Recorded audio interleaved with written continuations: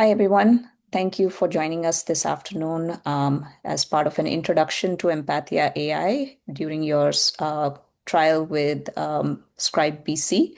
Um, Today, we have Dr. Bella Wu and Dr. David Lee, both from Richmond Hospital. Dr. Bella is an ENT surgeon, and Dr. David is a hospitalist with Richmond Hospital. Both have used empathia for quite some time, have explored, played around, given us a lot of feedback, and know the nitty-gritty. So they can show you around, and the chat will be open for any question and answers throughout the session. So please feel free to type in your questions. The session is being recorded, and you will receive a copy of the recording in an email that follows, along with some additional resources as well. So thank you for joining in. All right, Dr. Bella, over to you. Hi, good afternoon. How's everyone doing? Um, Today, I want to share with you um, my journey through using AI Scribe, particularly Empathia. So, I've been using the product for about 2 years now, and it has been life changing. So, I wanted to share with you guys my workflow. We're going to do a live demo with my colleague, Dr. David Lee. David, do you want to just introduce yourself? Yeah, as per Nima mentioned, I'm a hospitalist, the family physician. I've been using AI Scribe about a year and a half, primarily initially just helping out with this family physician in the community. But when this opportunity came about for the health authority to start trialing out, I jumped on the wagon as well. So I've been sort of trying to figure out tweaking around how to integrate Scribe into our practice. My personal practice. I work at Vancouver Coastal. I use Cerner. I also just got an email today, guess from Fraser Health. They're kind of delayed the implementation Meditech expands. So my colleagues all there, they're still have to like sort of do paper charting, which is kind of, crazy at this point of our life. Anyhow, but if anyone is out there in Fraser Health, shout out to you as well. Hopefully we can show you or demonstrate how we use this to improve our efficiency or help us balance our work and life. So happy to yeah, show you some tricks down the road. Great. Thanks, David. So, as you guys know, I'm an ENT, so we're going to do a live demo about an ENT problem that's very common. So, I'm going to be the doctor, and David, you're going to be my patient. So, so what there are a couple ways that we can record the encounter. One is through an app, which I'm going to show you later. But as you can see here with my screen, I can also use my Chrome extension. Okay, so I'm going to log in. It's the same login as your the way to access your web portal. So and the same password to access your app. So because I'm doing a Zoom, I don't think I can record at the same time because you're only allowed to. You can't do recording on Empathia while using your Chrome extension. So I'm just going to use my phone. So I'm going to use my phone here. So again, it's the same look.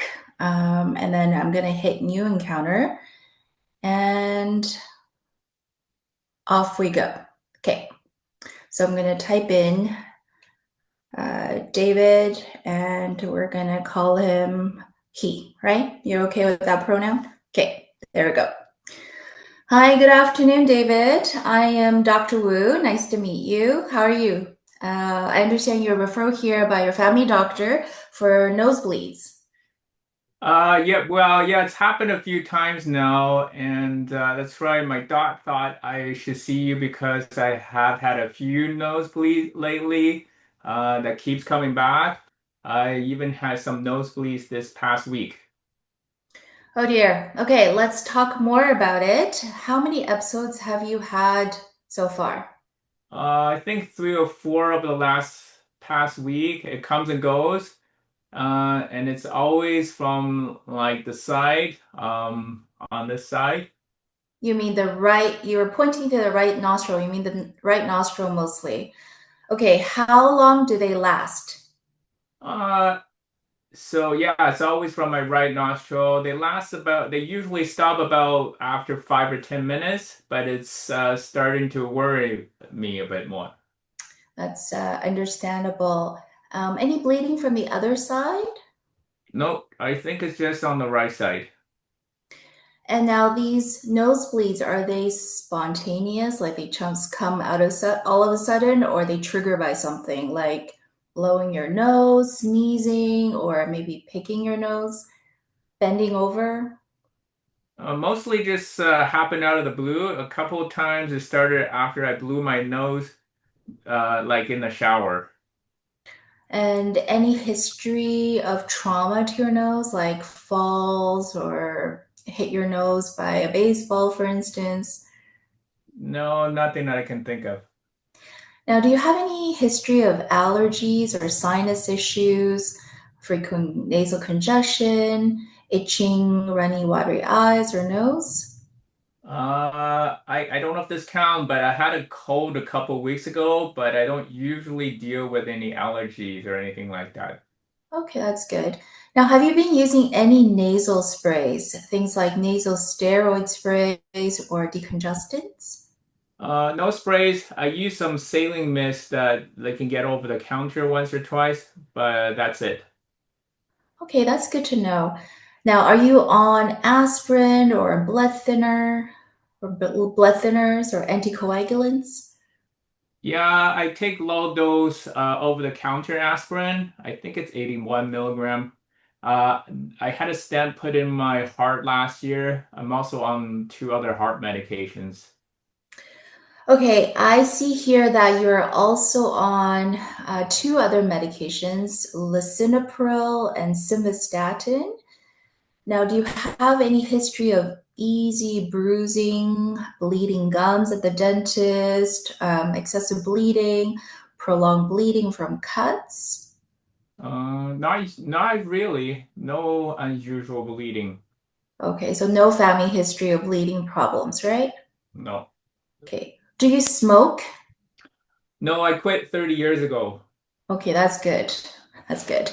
Any nasal surgeries in the past?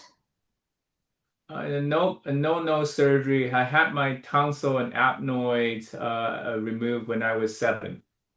Okay, great. Now, all right, before I examine you, how are things otherwise? Are you staying busy? Yeah, I'm trying to. I'm retired now, but I've been golfing when the weather is decent. We just also got a new puppy, so that's keeping us our lives busy. Oh, wow, a puppy. Very brave. What kind of puppy is it? It's a golden retriever, super sweet, lots of energy, but she loves chewing on everything. Hey, that's great to hear. That sounds very busy. Now, let's examine you. I'm going to look inside your nose with a camera as well. Now, I'm going to be verbalizing or talking out the exam findings, which may sound funny, but don't worry, I will explain everything after. Is that okay with you? Okay, yeah, go ahead. Okay. So, on examination, the ears appeared normal. Um, Examination of the oral cavity showed evidence of prior tonsillectomy. Now, I see a prominent vessel over the right anterior septum, over the littles area. There is mild septal deviation with some minor crusting and dryness, but no mucal pus, no polyps, no abnormal lesions, no posterior bleeding sources. The nasopharynx looks clear, no septal perforation, Okay. Now I'm also going to have a feel of your neck. There we go. Neck examination did not reveal any cervical adenopathy. Okay, so it looks like we found the bleeding source. Oh, okay. So not serious? Nothing dangerous or serious or sinister at all. So the diagnosis today is right anterior epistaxis, usually from a fragile blood vessel in this area called the Kieselbach's plexus. It's very, very common, particularly when it's dry, like in the summer or when the heaters are on at night, or especially if you're using aspirin or taking some sort of anticoagulants, it increases your chance of bleeding. So what's the fix? Yeah, so we do have a few options. First, we can try something that's conservative. So keep the inside of your nose as moist as possible using a nasal saline spray or a nasal ointment like a Vaseline or mupirocin. Um, Twice daily, I would use that, and also use a humidifier at night if possible. All right. Now, if your bleeding continues despite using this for about 2 weeks, we can offer a quick in-office procedure called cauterization. What it does is it's like welding, it seals off the blood vessel. It may sting a little bit. I will apply some topical agent, and it's very quick and effective. Okay. Let me try the first spray and ointment. I'm rather scared of any procedures. I don't like pain. Absolutely, totally understand. Now, let me see you in 2 weeks for review. If there are ongoing bleeding at that point, we will talk about or consider cauterization then. Does that sound reasonable? Yes. Okay, now I'm also going to give you a handout called Epistaxis Acute Management in case you have another episode of nosebleed. So pinch the softest part of your nose firmly, head down for 15 minutes. Once it's stopped, use Vaseline. Don't blow your nose for 24 to 48 hours. Avoid lifting, going to the gym for 2 to 3 days.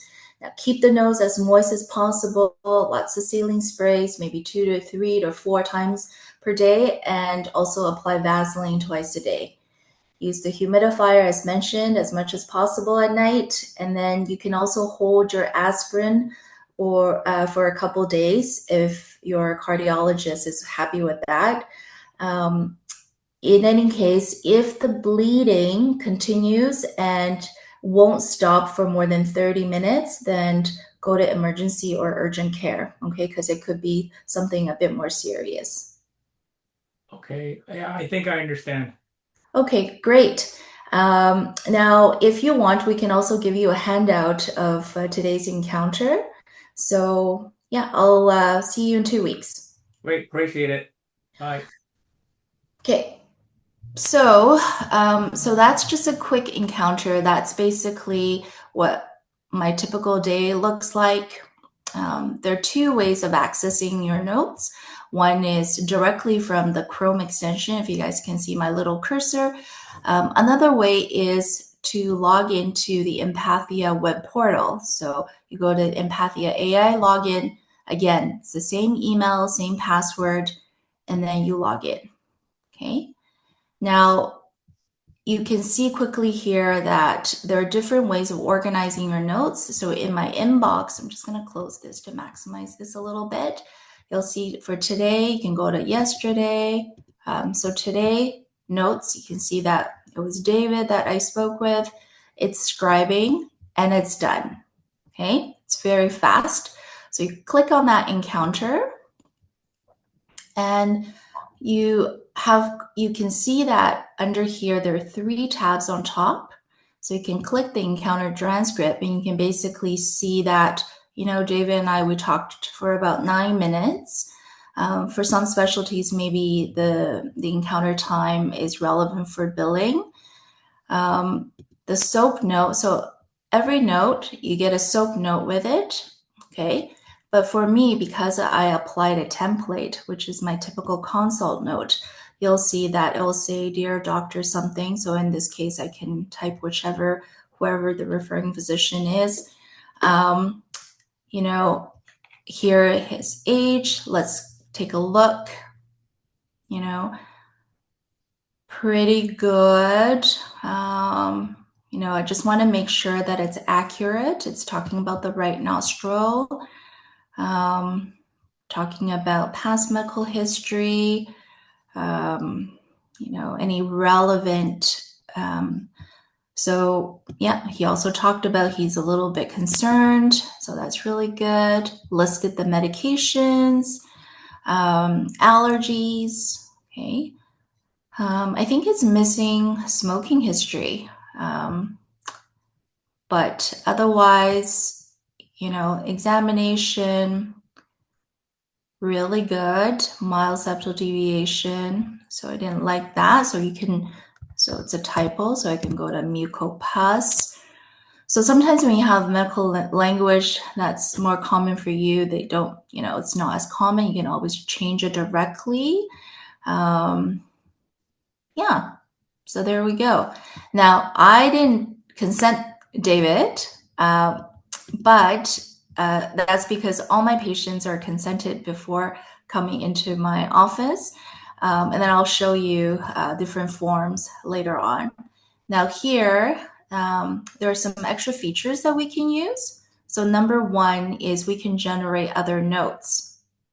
So you can generate a patient handout, a referral letter, or a summary, or in another case, a supplemental note if you feel that you want to add more information. So in this case, I'm going to generate a patient handout. Now, in the output, you have the option of various languages. So we're going to do English and see how that looks.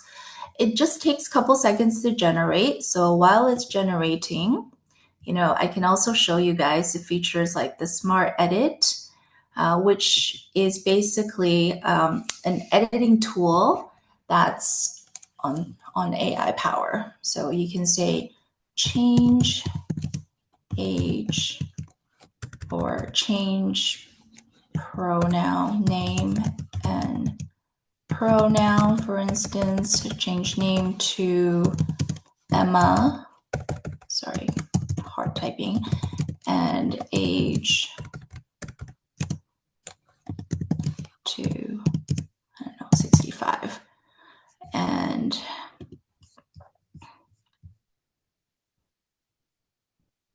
so quickly change, and you can see, you know, if there has been any insertion. So here you can see that it automatically changed, you know, even the female to male, the name is all inserted, the pronouns all been changed. Okay, so that's really good. If I'm happy with that, I will see insert. And then the second thing I wanted to change is include smoking history, which I thought we talked about, but it wasn't quite there. Sorry, so can I just add, I'll show it to you later. I recorded the same conversation and I applied my own personal template and I said social history as part of my consult letter, and it actually has no current smoking, quit 30 years ago. So sometimes if you don't see enough information, it has to do with which template you apply to. So it's not that the AI doesn't know that it picked it up or doesn't know how to do it. It's just how you instruct the AI to make your notes that's more relevant. So yeah. Yeah, you're absolutely right. Maybe it was my template. Maybe I was playing around with it at first. So you have the option of even at this point applying a template. So I have my default otolaryngology consultation. You know, if the patient comes in two complaints and they talk a lot about dizziness, which wasn't, you know, included in my general ENT consult, I can again apply a second template or a third or a fourth, and then it will regenerate. If you're happy with your note, you can just copy all and it's ready for insertion into Cerner, for instance, or your respective EMRs. You can also copy in plain text. You can also send email to your patient. So for instance, here the patient handout is ready. So let's just take a quick look at the patient handout. So yeah, so it talked about that. And then it talked about, what to do, specific instructions, and follow-up instructions. And typically, you can also have setting where you include your email or phone number or contact information in this case, because when I send it out, it already has my boilerplate signature. I don't need to. You can also print it for your patients. You can also, if you're not happy with it, you can regenerate. Okay, so that's basically a very quick summary of what a typical encounter looks like. I just wanted to quickly interrupt for the copy, all for the note. We've been getting a few questions about the formatting in Cerner, and I just wanted to remind everyone to use the keyboard shortcuts of Control V or Command V to paste into your EMR instead of using right click to paste, because that seems to be affecting the formatting, especially with Cerner. Mm-hmm. Now, also with the Smart Edit, I like my notes in narrative format. You can also ask it to change to point format, and you can even ask for it to give you a differential diagnosis, for instance. I don't use it as much, but it quickly, gave the top 3 causes, which 4 actually really, really good. So those are the things that, and it's even got relevant resources or articles that you can look up. So if you want, sometimes it's a diagnosis that's not so slam dunk, like an anterior nosebleed. You can also make use of these AI differential diagnosis. Here on the left side, you have more options. Okay, so you can go to home and then it will basically show all your notes, or you can organize your notes depending on whether it's archived and copied today, yesterday, this week. You can change basically different ways of organizing your notes. But what I wanted to show here is to get started has a lot of information, including how to download the Chrome extension. So the Chrome extension, once it's downloaded, you can just pin it and it will always show up on top. So you can click that to activate it, which I think is more powerful. It's another powerful way of recording. So you can type in the patient's name, pronoun, encounter type. You can select all the templates that you want, and you can even type in notes. Okay, you can type in notes or you can do a quick dictation. Let's talk about how to use the notepad. Okay, you can even put in past medical history using the Emma Smart Toolkit. Basically, you can open your EMR and it will extract information for you, and you can dump it into the notepad. You can also upload your past medical records, so you can in any of these supported formats. So if you have previous consultation note, previous imaging, you can just drop it in and the AI will do summarization for you. Okay. Now, so the cool thing about empathia, and which is one of the reasons I use it, is because of the app. So when I first started using Empathia, it was the only vendor with an app. So to download the app, you can either go to your app store and type in Empathia, or you can actually go straight from here. Okay. So a little bit about personalization. So if you just drop down the personalization tab, you can see that you can change how you like your notes done. So for me, I like, you can change it to simple, multiple soap. You can be brief, concise, detailed. I like it super detailed. I like it narrative, or I actually like it hybrid. So I have it set to HPI and physical exam in narrative format,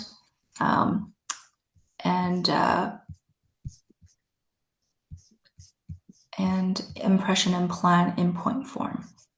Okay. You can also show or hide differential diagnosis right off the bat. You can choose to not cut and copy the empty note sections. For me, I don't use review system. I don't love, I don't need the chief complaint. So I actually have them taken out. You can also have a little, sort of boilerplate note about consent. So I have this on all the time. Okay. Like as I mentioned, some people need to show encounter duration for billing purposes. You can also have branded letter footer. So if you want to write in your contact information, if you have a website that you want to put at the end of your note, you can certainly do that. And you can also set that for your patient handout if needed. Note setting.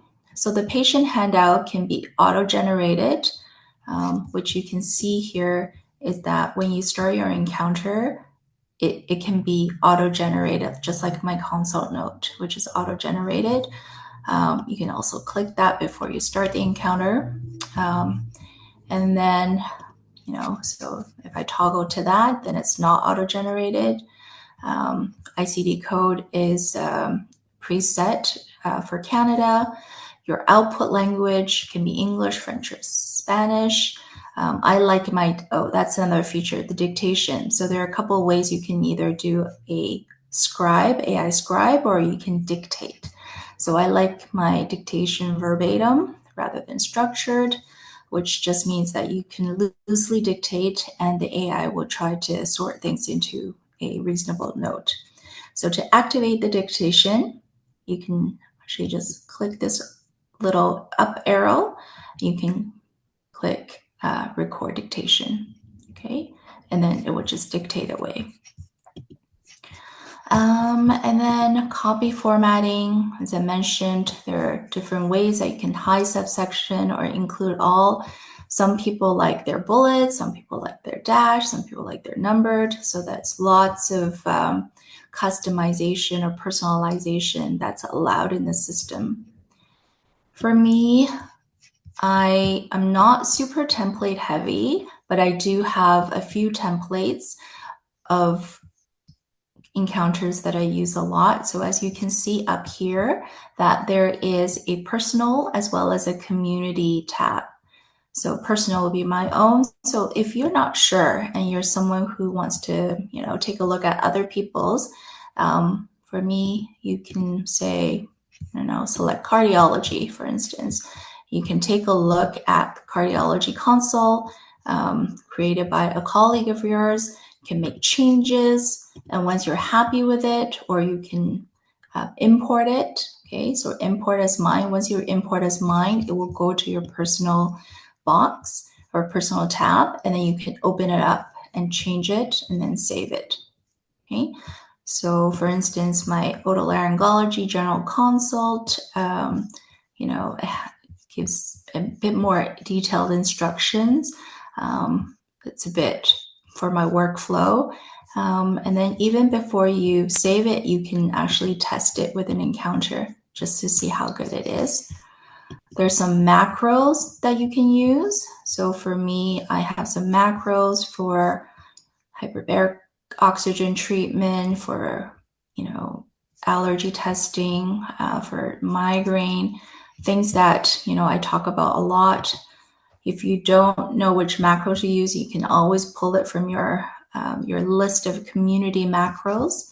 You can also manage your shortcut, whether it's comma or, back quote or semicolon or colon. So there's lots of personalization that's built in. Another great feature is patient privacy, which I don't think is available for some of the other vendors. You can set it to instant delete. Okay. You can also check, this is default, so you can definitely change how many days you want it, and it saves right away. You can change it to like 9 days, and it will, delete things accordingly. Security, this is all default, but you can see that you have a lot of options even just for security. Patient consent, there are 3 types of patient consent: concise, okay, detailed. Okay, so this I have in my office as part of consent for text messaging, email communication, so that all my patients are consented. If patients have additional questions, I definitely review the privacy and confidentiality requirements, or you can just do a verbal consent if you're just starting off. And then here are some of the forms that we're working on for auto-populating, so that saves you time filling out forms. But this is more still in the beta mode, but happy to chat some more if that's something that it's a feature that you're interested in. Now, I am just going to... If I can quickly interrupt. Sure. It's a question about inputting lab results that are hard to copy from the EMR into the notepad. If you don't mind showing the screenshot function on the Chrome extension or the web recording panel. Really The quick. screenshot. Or the smart summary. Right. It's not in the video. It's not in the video? No, that's just the telemed video. Okay. So just from your recording panel, the smart summary has a square box on the side. Why don't I stop sharing? Do you want to take over? Yeah, just a second.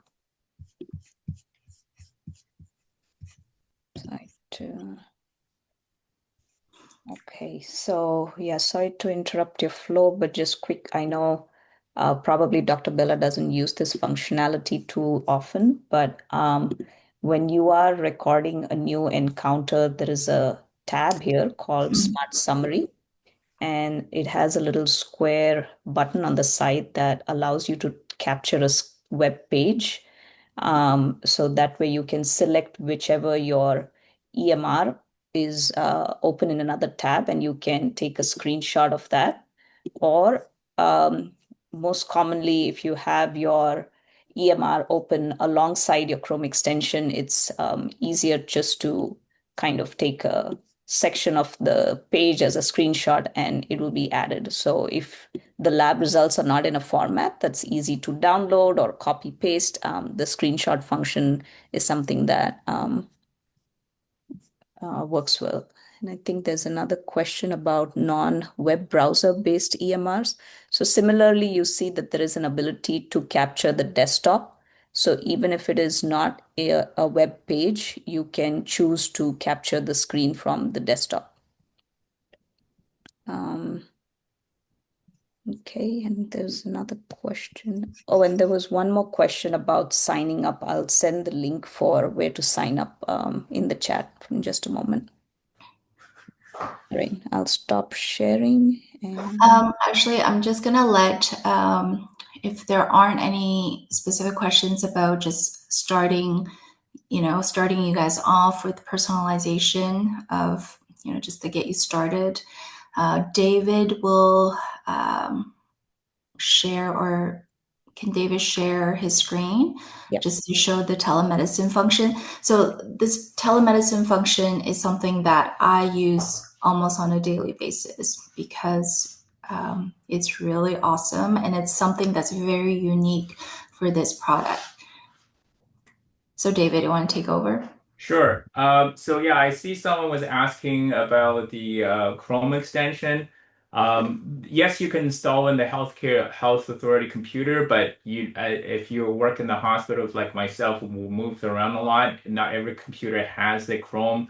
It's a little, then it's another extra step. So that's why I found the app the most helpful, the most interface that I have with this platform is on my app. So you see on my screen now, this if you download the app, you're logged in. This is what it would look like.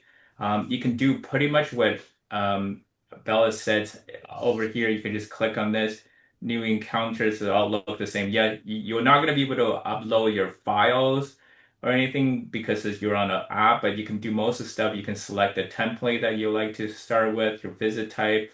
You can check the referral letter. Here, you would just start recording if you're just doing a routine patient encounter, or some I know some emergency doc likes to just do a pure dictation mode, especially if people working in Fraser Health. That you don't have a lot of access with the EMR, so they would just do an AI dictation and generate the notes. So that's sort of the same functionality, and I like it. So this is the demo we just did. You can sort of have a look. So you have the same kind of information that you want. So that's there as well for you to do. One more quick thing to do is so if you want to start recording right now, if you look at this little robot button, if you click on that, you can actually click on the camera and it'll actually start kind of take a picture of whatever file that you need to take. If it's something that it's hard to download it or upload or not, so you can use that camera function to upload some of the information. So that's a quick little gadgety thing that people sometimes didn't realize it's actually up there. So that's very helpful. The other one that now that I can't live without is the telemed. It's the bottom third icon. So if you do make a lot of follow-up phone calls, either in your clinic or in the hospital, you need to follow up with a patient for a televisit. This is a lifesaver. So I've already configured this default caller ID number to my hospital default number. So when the call goes out, it'll show this hospital number rather than my personal cell number. So that's really helpful. It just takes seconds to show up. So you would just kind of make the phone call like you would normally do, and it will just the apps records the conversation in the background, and once you hang up, then the notes will show up right here. So I think that those are kind of the key features, and because the versatility of it, I interface a lot more with the app. At the end of the day, in order to get your notes into whatever EMR you're using, you still have to use the desktop, but I have less of a sort of interaction with the desktop. All I needed is go into Empathia website, just copy that notes and put it into whatever EMR I use. So yeah, just that's the quick rundown of the apps.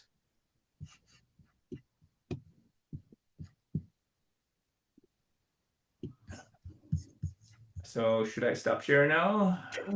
Did you get a chance to talk about the telemed? Yeah, he did. Okay.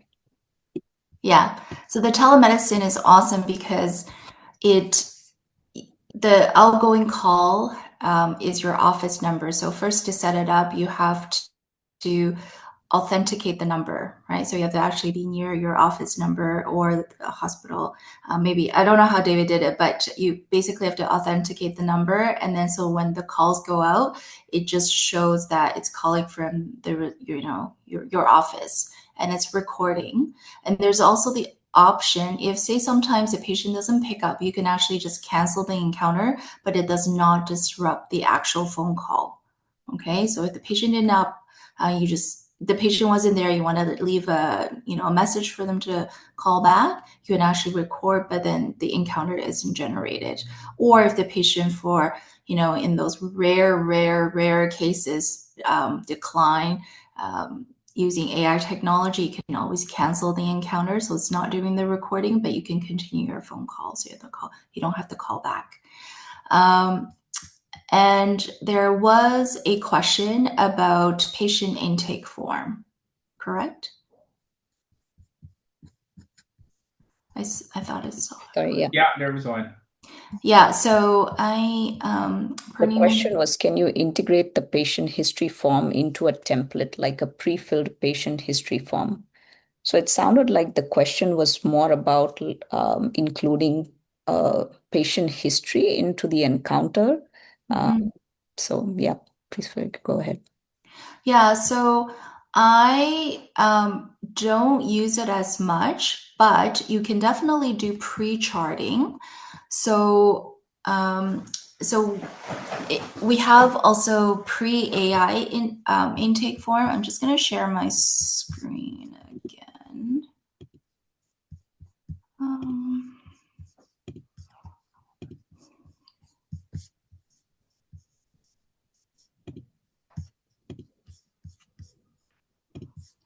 So here under templates, you can actually create new templates. So when you click create new template, you can upload any template. So you can set the template as your consult, your draft summary, your AI pre-intake, your supplemental note, or your referral note. So in this case, in my template, I have some intake form. So I have some dizziness pre-intake form. So, when I go home, I can click AI pre-visit and the patient, or actually ask, you can give them to scan the QR code and send them the link, and they can start talking to the AI bot. And then once the note comes, it will be saying, "Does David?" There will be another little tab here that says draft or intake. And my understanding is that in the final output, whether it's your SOAP note or console note, that information is being accounted for in the generation of your final console letter. Can you confirm that, Purnima? Confirm that. That whatever pre-intake is also being accounted for in the generation of the final console letter. Right. Anything that is included in your intake summary when you record your final encounter and or your dictation, then all of that information is pulled into the final note. Mm-hmm. Same thing here, like all the information that you put here, all the information that's here, the AI is taking all that information into consideration when generating the final note. And the other thing, maybe David, I'm going to stop sharing. David, do you want to just show the app again? Sure. Let me just. So the nice thing with app is that you could actually do multiple encounters at the same time. So often in my workflow, and again, this is, the nice thing, so everyone's workflow is a little bit different. And then it does take like a couple of weeks for you to figure out how to use it to the way that you like it. So for me, I have 2 exam rooms going, and often I'm seeing one patient, I'm starting the conversation, and then, I'm doing a procedure, for instance, in this case, a nosebleed. I'm applying lidocaine to a patient's nose. So I'm going to the next room. So I have the option of starting a second encounter without losing the first one. So it's not like I just need to completely close it. You can completely stop the recording and generate a supplemental recording with the final console no being a combination of the 2 recordings, or you can actually just pause it. So if David, you can literally like start encounter, go back, start another one, and then go back to the first patient and then resume. Yeah. So that's a really nice feature, because say if you're in an emergency and you're going back and forth between 2 beds, and don't want to lose it, don't want to finalize it yet. It's really nice. Um,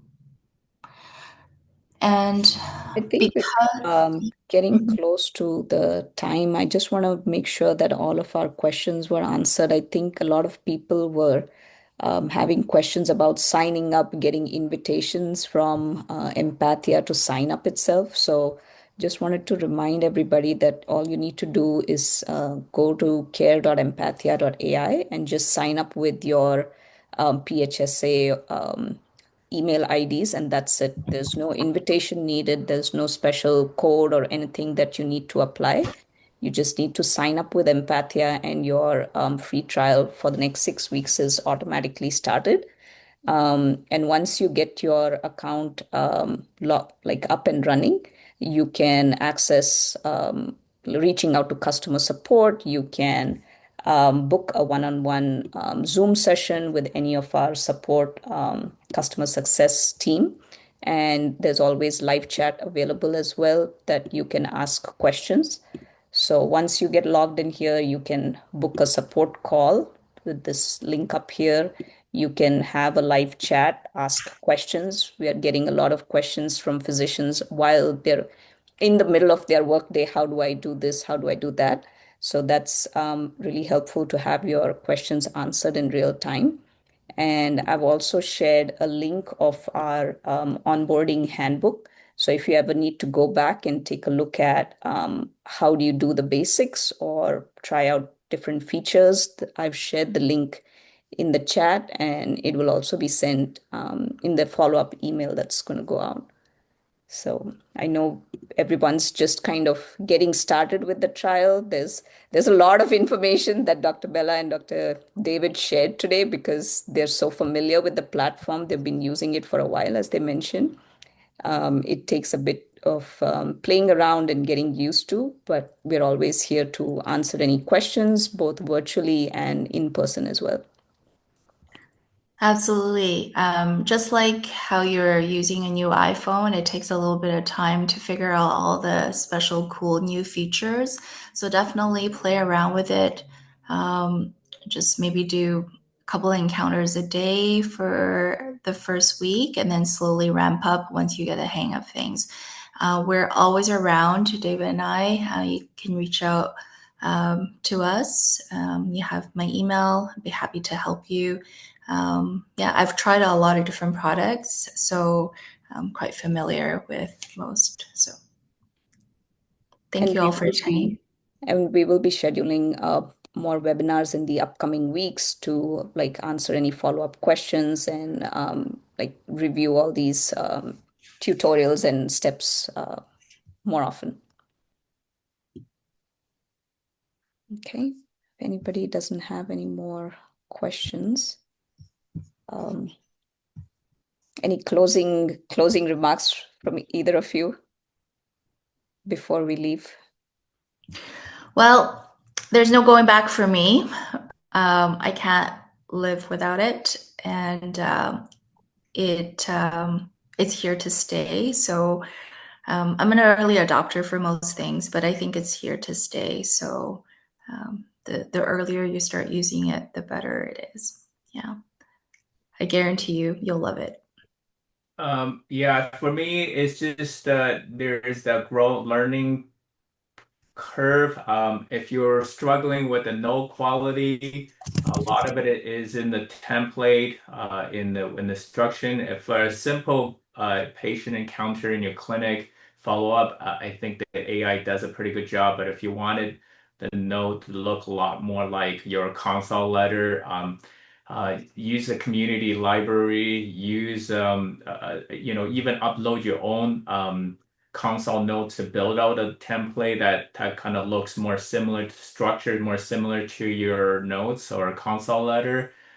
Just a little bit tweaking around.